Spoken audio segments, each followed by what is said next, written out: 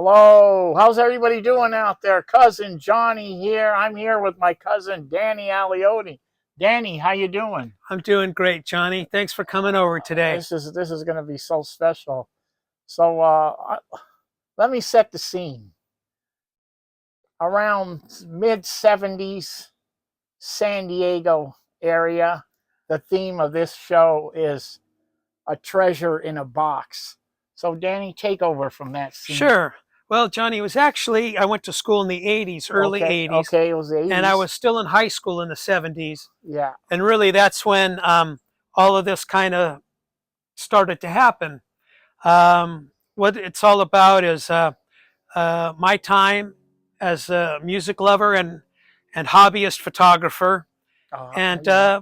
I was in a wonderful time for music, of course, in the early through mid 70s, I think was the heyday of great music Yes, in it our was. world. Yeah. I had an appreciation of music from the 60s, from my brothers, my older brothers, and I was catching the wave of the British invasion, the Beatles coming to America, early Yeah. 60s.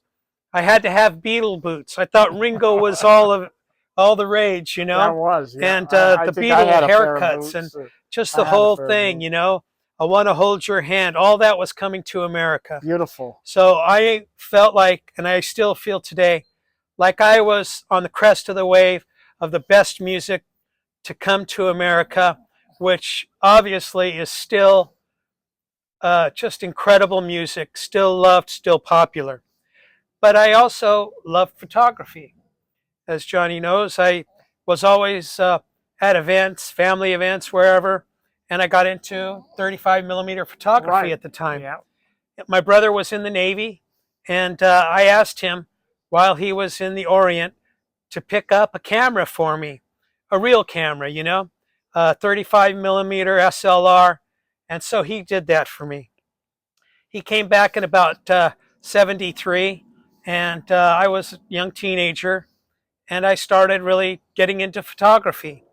I got into developing my own pictures, working in the darkroom, and then it was 35 millimeter film. Take a lot of pictures, And cull them just keep out, shooting. Yeah. print, do all that. I liked auto racing, and I was always called on as the junior photographer at weddings or family Oh events, and yeah. I Yeah. enjoyed it. I remember. Yeah. But then I was able to combine my love of music and going to concerts with my photography. And I'm glad I did.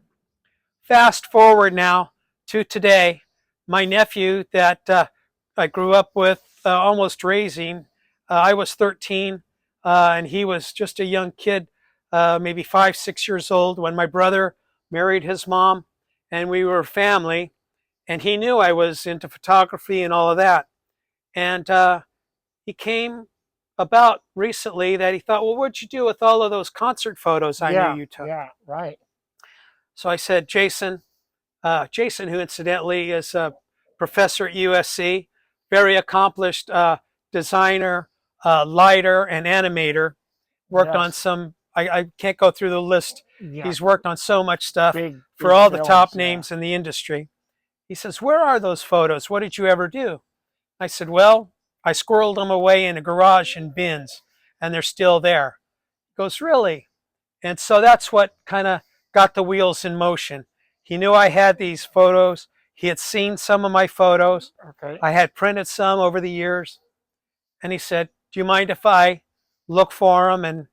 And so I said, no, of course. I'd love for them to see the light of day again. Yeah. So you have. So there's. He goes in there, and there's a box of. I mean, I'm an old timer here, but when they had. You had to develop your film. They come in these little black and yellow rolls.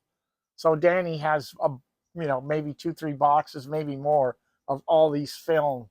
It just that's why I call this show a treasure in a box. So Danny, so name some of the venues that you went to. Wow. We're fortunate that California being the way it was, a lot of the artists were here, but international artists, they wanted to perform in California. Yes. We had some of the best venues.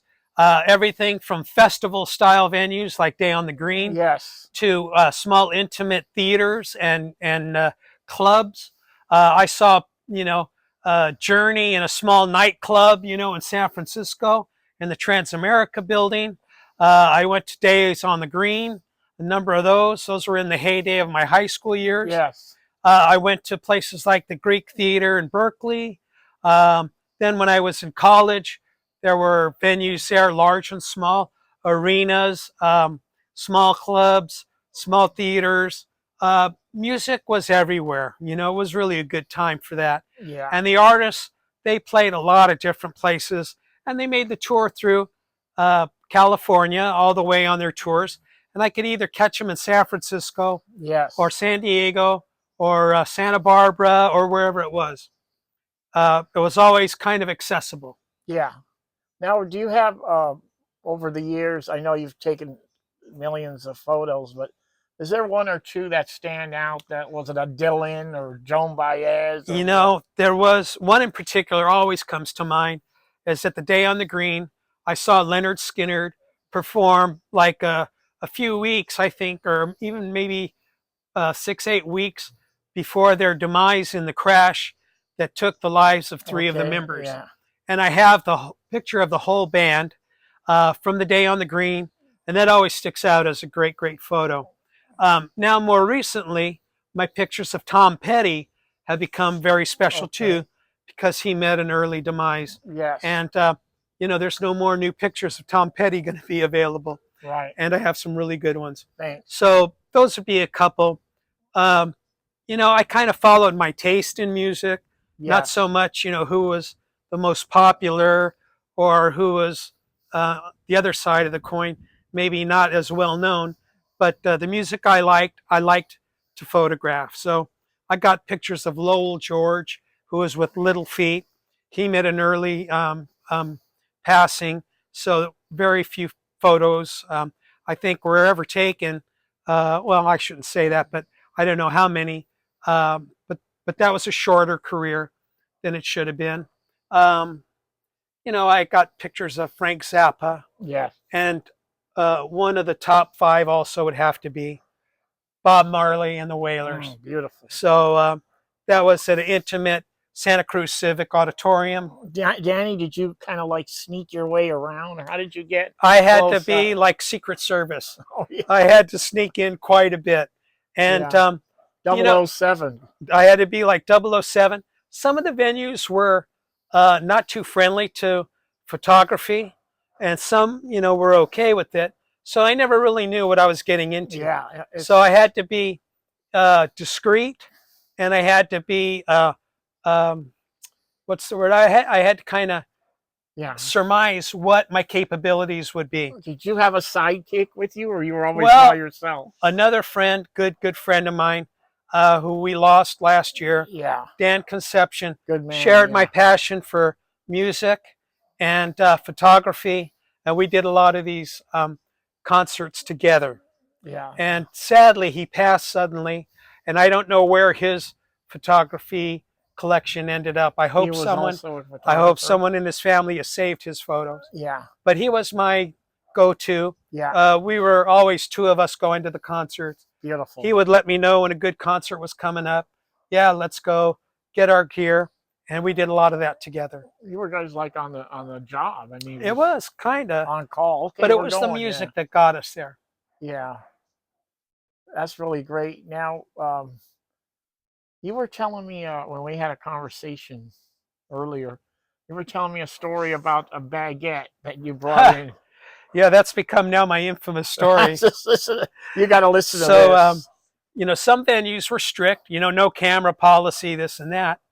And I was, determined if I had my ticket and I was driving 2 hours to go see a band I wanted to see, and I'd photographed all these other bands, I was defiant. I said, I'm going to get pictures of the band that I like. You're going to get I'm going to get photos. So I went as far as to hollow out a half of a loaf of bread and stick my long lens in it and cut a wedge in it, stuck some onions and lettuce in it. On the top? On the top. So it looked like a sandwich. Oh, beautiful. Put the body of the camera in the bottom of the bag. Oh, that's great. And got it in. Reminds me of those old black and white movies when there will be a guy in jail and the wife would come in with a cake with Yeah, with the hacksaw, hacksaw in in the it. cake. Yeah. So no harm, no foul. It's a concert with Yeah. however many thousand people there. The great. And I don't remember if specifically the Leonard Skinner Day on the Green was an occasion like that, or if that was more open to photography. But I'm glad I got photographs of the bands I wanted to photograph, and that's one example of how far I went to be sneaky. The great baguette caper, we're going to call that. Now let's just give credit to Jason, your nephew, with all the work that he did, and just getting a box of just these black and It's white, an amazing black and chore. white little tubes, and sorting through them, and then also kind of photo directing them and using modern technology at his disposal at USC, where he's a professor. Yeah. And enriching, cleaning up, and defining even better the quality of the photos that was only from film. I think his daughter was involved too. His daughter Emma, also an editor and USC student, who does a lot of work with the Discovery Channel. So they have it in their genes. They're really knowledgeable and capable people, and it came to be that these photos really now have been getting the correct attention and handling that they should get. We're talking what, 35 years? Yeah, from the mid 70s, from the mid 70s to now. Yeah. Now I want all the listeners to know that in Carmel, beautiful sunny Carmel Valley, at the Carmel Valley Art Association, is where Danny's photos are on display right now and on sale. And there's some for sale and on display at Carmel Valley Art Association. And that show right now is just going through. There's no deadline right now on it, so feel free to, take a ride to Carmel Valley, grab lunch at one of those restaurants, taste a little bit of wine, and go see Danny's show, because it's incredible.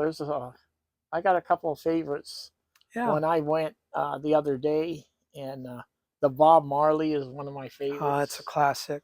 That's a classic. And I'm amazed that that's really only a third of what Jason has been able to put together. And so there's more coming. You even have Dolly Parton. I have Dolly Parton. Yeah. She was a Day on the Green. So you've got a lot of variety of musicians, which is really great. And in fact, when I leave here, I'm going to go out and do a little quick video on the photos that were there. So everybody hang on and watch the rest of this show. So Danny, I really appreciate you inviting me to your house and going over your treasure in a box. It's not always that I get you to come over when we're not having a barbecue or some kind of family gathering. Yeah. And so I'm honored to be on Buzzin' with Cousin. And I really appreciate your efforts, Johnny, in promoting our area, promoting our artists, promoting the arts, and what we offer here in Monterey, Carmel, and the peninsula at large. So, Johnny, you're a treasure, and I'm glad to have you here. Thank you, Danny. It's easy when you live in a community. This is my opinion. You got some of the best chefs with the best food, some of the best musicians, some of the best artists, some of the best photographers. It makes my job easy. Well, there's a lot to draw from, isn't there? So, Danny, thank you so much. Johnny, thank you. Appreciate it. Thank you. Love you. Be good. Thank you.